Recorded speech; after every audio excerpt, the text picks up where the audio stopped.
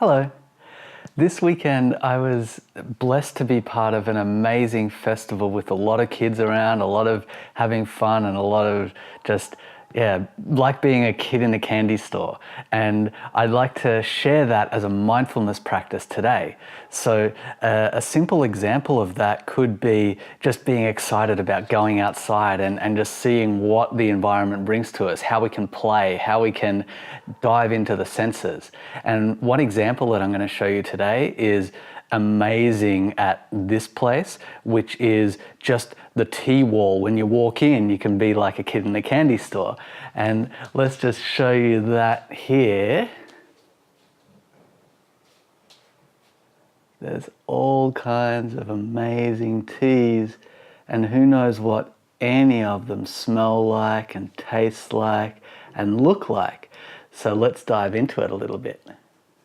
Okay, now soaking all of this in, it can be very tempting to get the mind involved and tell a lot of stories about what something could be and distract ourselves from the real present moment experience. So I'm just opening up here and soaking up all of the options and just noticing what's jumping out at me. And there's one practice that I love to do with this whole process of childlike play is try not to stay stagnant for too long. Just try to keep that flow and build that habit of moving from one thing to the next like I have ADD.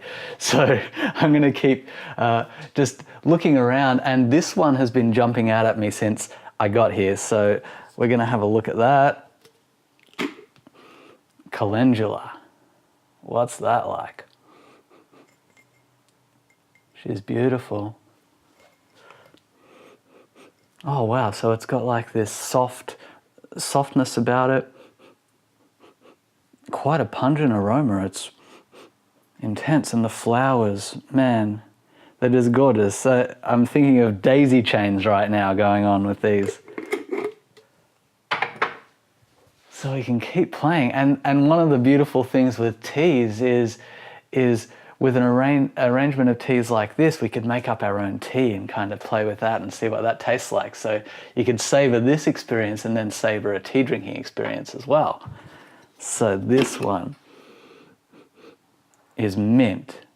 And one thing I'm noticing is my mind wants to jump straight into reading what the label says and kind of make a bit of a story around that as well.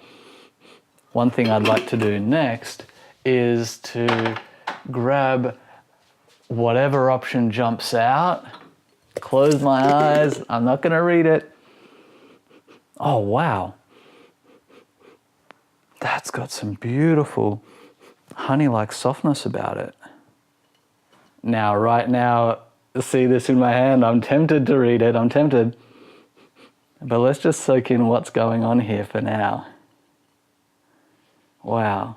Beautiful little flowers and stems and all kinds of things going on there. They make an interesting sound. Yarrow. Cool. So you might notice that doing this becomes like a game and kind of getting into that movement and that flow that we often see in children.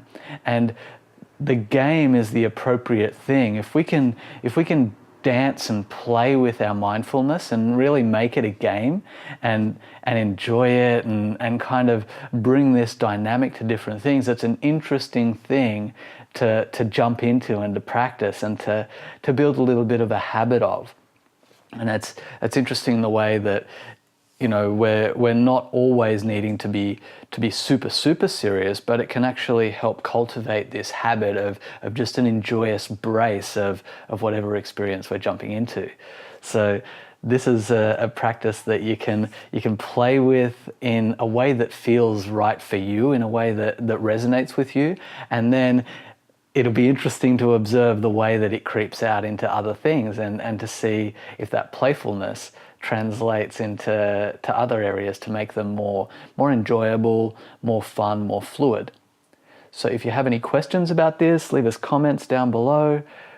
If you have any feedback, anything that you'd like to share, let us know and we'll get back to you. And I hope you have a fantastic day, fantastic week, and a beautiful play. Namaste.